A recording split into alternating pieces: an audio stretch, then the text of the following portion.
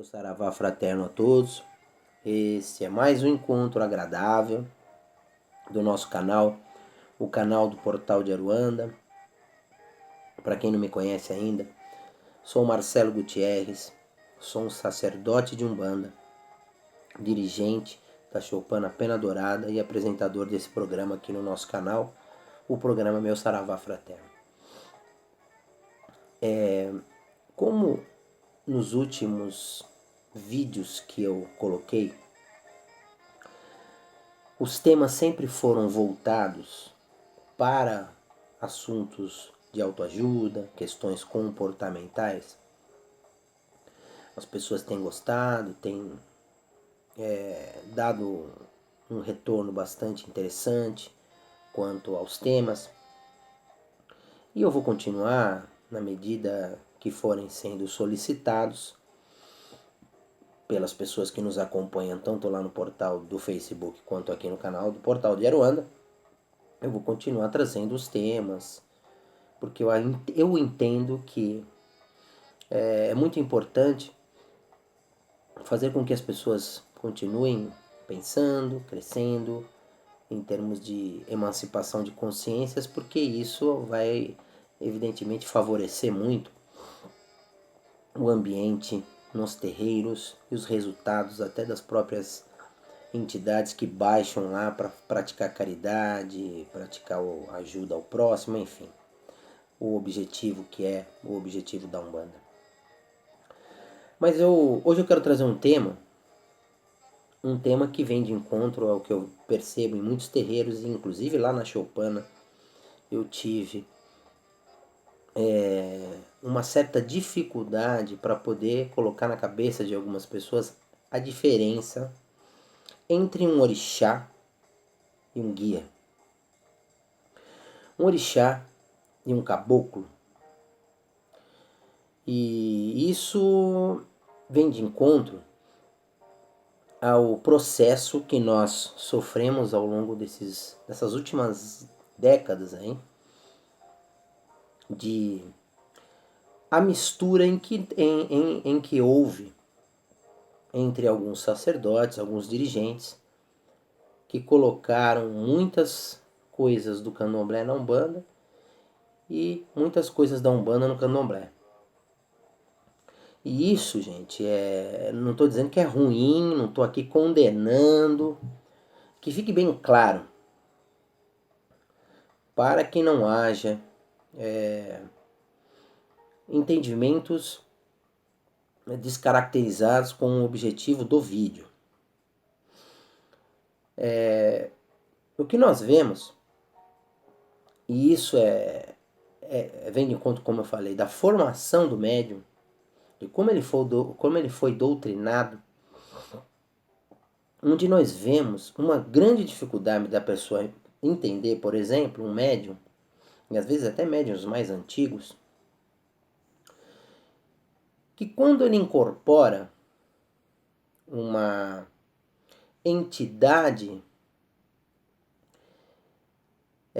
que se caracteriza, por exemplo, com um Ogum, esse Ogum, para muita gente, ele é considerado um orixá. Mas quando eu falo em orixá, eu estou falando em orixá como é o do culto de nação, o do candomblé.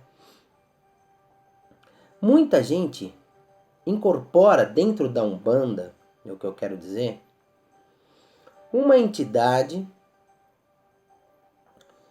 e aquele médium, ele entende que é um orixá como se fosse o orixá que baixa, que vira, né? Eles nem falam desse termo, que vira no candomblé.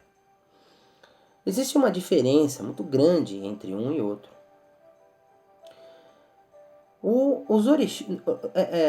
Os orixás baixam na Umbanda também. O orixá Ogum baixa na Umbanda. O orixá Oxum baixa na Umbanda. O orixá Xangô baixa na Umbanda. Baixa. Por mais que algumas pessoas queiram dizer que só no culto de nação, só numa roça de candomblé, o orixá baixa, com todo respeito com quem fala, é um pensamento, é uma afirmativa equivocada. Se a pessoa, dentro dela, dentro do enredo dela, espiritual, dos orixás que regem o enredo espiritual dela, ela tem o orixá também dentro da coroa que vai se manifestar, ele vai baixar tanto no candomblé como na umbanda. É claro que haverá de se ter o conhecimento para identificar este orixá quando ele baixa. Algumas situações chegam, como se diz muito pelo culto de nação, que muita gente na umbanda nem sabe o que é isso, que é o bolar no santo, né? Algumas pessoas bolam no santo. E quando se bola no santo é necessário todo um procedimento que um babalorixá devidamente qualificado e preparado para isso, ele vai tomar as providências quando a pessoa bolou nesse santo. Existem situações até em que é necessário fazer a feitura, raspar, para que essa pessoa saia do transe. A gente já ouviu muito se falar sobre isso. E o caboclo é um espírito que já encarnou e que adquiriu um padrão de conhecimento, de luz e de consciência elevadíssimo, e que vem também nas configurações, nas linhas que regem determinados orixás. Então, quando a gente fala, que a gente percebe nos terreiros de Umbanda, uma pessoa incorporando, por exemplo, o Senhor Ogum Beiramar. O Senhor Ogum Beiramar é o mesmo Ogum que baixa no candomblé? Não. O Ogum que baixa no candomblé, a manifestação dele é completamente diferente do caboclo de Ogum. Assim como o caboclo de Xangô, assim como o caboclo de Oxóssi. São manifestações diferentes, são formas de incorporar ou de virar ou de entrar em transe diferentes. E algumas pessoas entendem, e eu percebo isso, que é difícil de colocar na cabeça, porque aprenderam dessa maneira, que o Senhor Ogum Beramar, que o Senhor Ogum Rompe Mato, que o Senhor Ogum Dinaruê, que o Senhor Ogum Sete Ondas, que o Senhor Ogum Sete Lanças, Sete Espadas, são orixás. Ah, eu incorporo o Ogum. Não, você incorpora o falangeiro de Ogum, um caboclo de Ogum. Ele é um caboclo de Ogum. Eu tive que, em alguma situação, trazer, numa situação de aula, eu tive que trazer uma manifestação do Ogum no candomblé, no culto de nação, e trazer uma manifestação do caboclo de Ogum, para que a pessoa pudesse entender, e pessoas antigas dentro da religião, médiuns que já estão há muitos anos aí incorporando. E não conseguia entender que um é uma coisa e outro, que uma coisa é uma coisa, outra coisa é outra coisa. O que é menos é mais? Aí é que está o grande X da questão. A pessoa fala, pô, mas o que é mais, o que é menos? Eu incorporo o caboclo Sete Pedreiras. É um caboclo de Xangô? Sim. Eu incorporo o caboclo Pedra Branca. É um caboclo de Xangô? Evidentemente. Mas ele não é o orixá Xangô. O orixá Xangô, ele é pertencente ao culto de nação, que também baixa na Umbanda, que também vira na Umbanda, né? E que é necessário que o babalorixá, o dirigente tenha condições de identificar, para que ele possa conduzir aquele médium que está incorporando um orixá. Se ele não tem conhecimento para o culto inerente ao o orixá do panteão africano, que se manifesta naquele médium, que ele tenha a humildade de encaminhá-lo para alguém que tenha essa competência. Agora, tem muita gente que está incorporando caboclo e está achando que está incorporando orixá. E se você for falar para a pessoa que não, sem querer dizer a ela que é menos, que é mal, sem querer desqualificar a mediunidade dela, a pessoa fica melindrada em muitos casos. Você está querendo me dizer que você... Quem é você para dizer que eu não incorporo um Ogum? É difícil. Quando você debate, se você entra num confronto de egocentrismo, é uma coisa difícil de você conseguir convencer, e às vezes é melhor nem falar. É melhor deixar a pessoa seguir na ilusão dela, né? É melhor.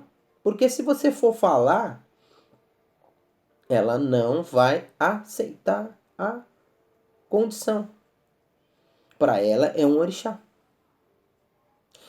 Para ela, o Ogum Beira-Mar que ela incorpora, o Ogum Sete Ondas, ela está incorporando um orixá.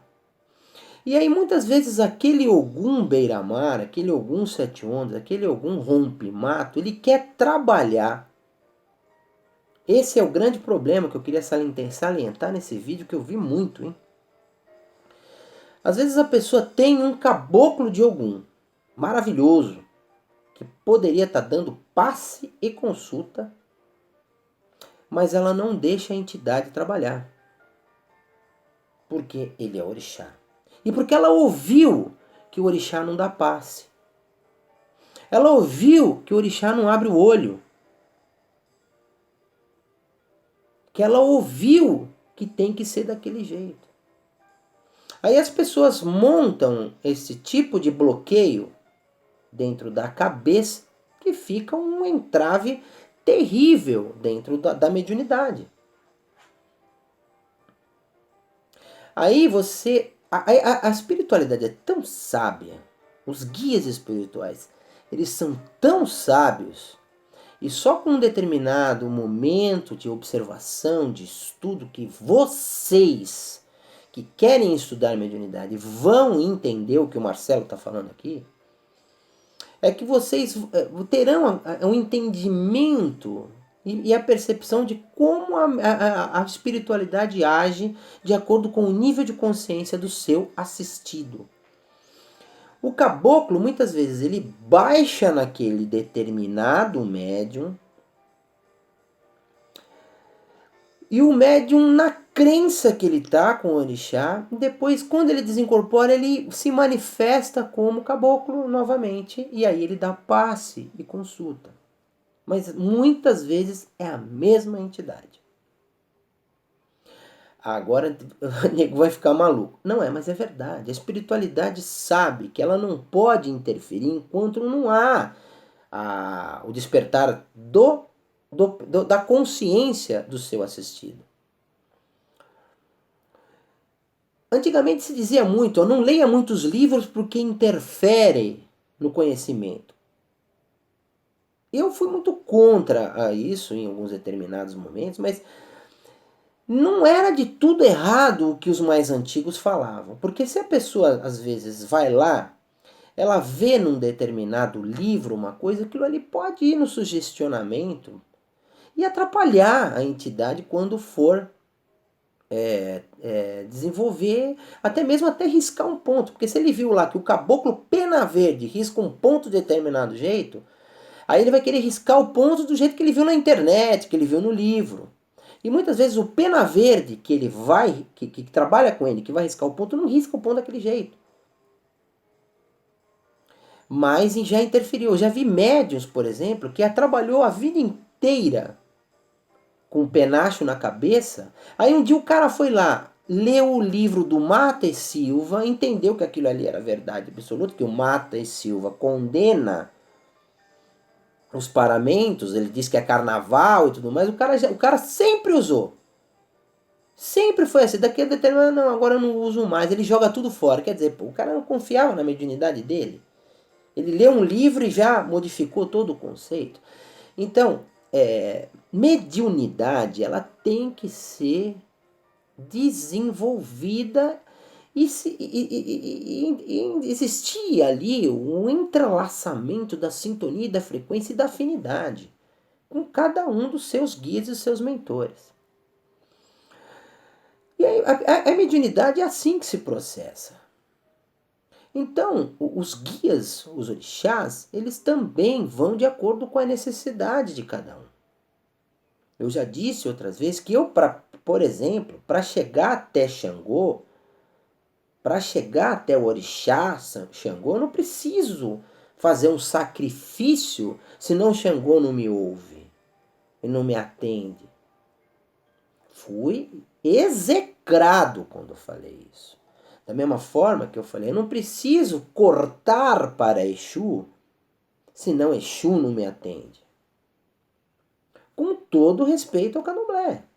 Eu respeito e respeito ao candomblé, mas para a minha consciência, para o meu estado de espírito, não que eu seja melhor do que ninguém, não sou melhor, mas eu não compactuo com o corte. Então, então quer dizer que se eu não fizer esse procedimento, Exu não se manifesta para mim. Xangô não se manifesta, Ogum não se manifesta. É evidente que não vai acontecer dessa maneira, porque o orixá é muito maior do que isso. Então, gente, eu queria hoje deixar bem claro que as pessoas precisam procurar entender o que é uma coisa e o que é outra. O caboclo é uma coisa, o orixá é outra. Existem diferenças latentes entre um e outro. Existem vibratórias diferentes entre um e outro. Manifestações diferentes entre um e outro. Os caboclos de Ogum são entidades de altíssimas patentes que trabalham para as forças do universo, que são os orixás, respondem para esses orixás, né? Para esses araxás, assim como queiram dizer,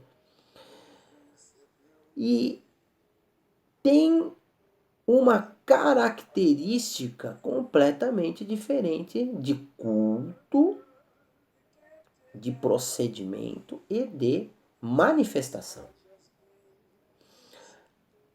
A mistura que houve entre candomblé e umbanda ocasionou essas dúvidas? Ocasionou.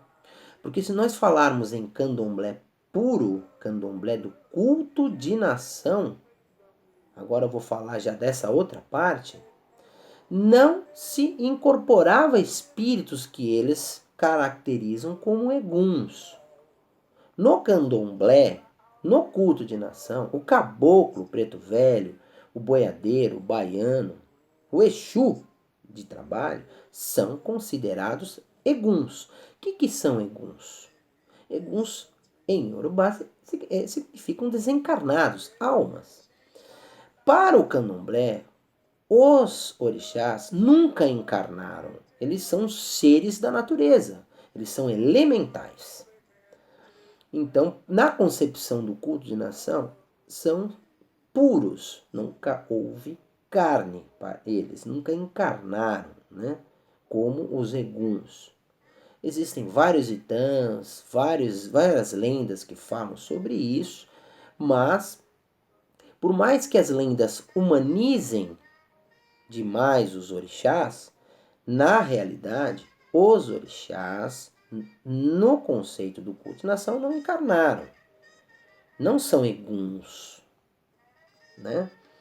Então, quando começou o culto aqui no Brasil, das roças de candomblé, só se cultuava orixás, só se faziam os toques de orixás e os cultos eram feitos através das danças, dos xirês, onde os orixás se manifestavam em seus filhos e cantavam-se as cantigas, todas elas em Yorubá, e eles de Exu a Oxalá faziam o culto, assim como está na maioria dos candomblés que nós conhecemos.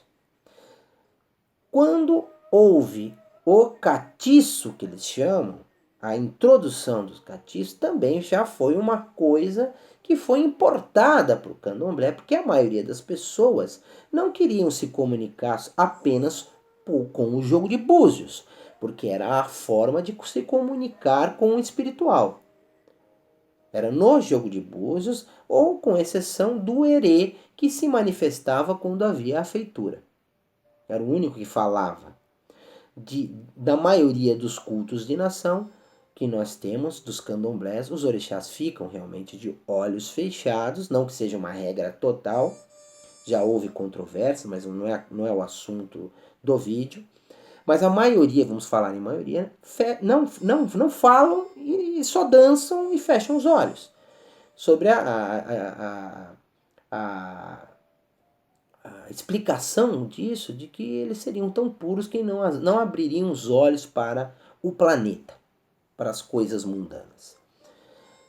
Que eu também não quero questionar, mas não concordo que o orixá teria esse tipo de comportamento, né? Por ele ser pela perfeição deles e pela pureza deles. Mas enfim, quando houve a influência da Jurema, da Jurema Sagrada, do Catimbó, e aí até mesmo da própria Umbanda, foi importado para o candomblé, e aí começou as giras, né?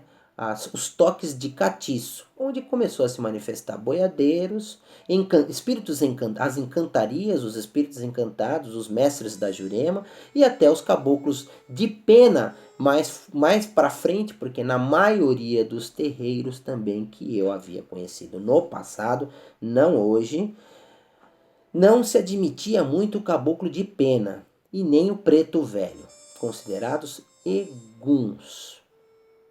Não eram encantados, não pertenciam às encantarias. Então, por conta desse tipo de coisa, houve toda essa confusão na cabeça das pessoas que adentraram e começaram a iniciar os seus trabalhos, os seus desenvolvimentos, tanto no candomblé quanto na Umbanda. Assim, a Umbanda mais que desenvolve a mediunidade, o candomblé mais é aquele procedimento de iaô até uma feitura que leva anos.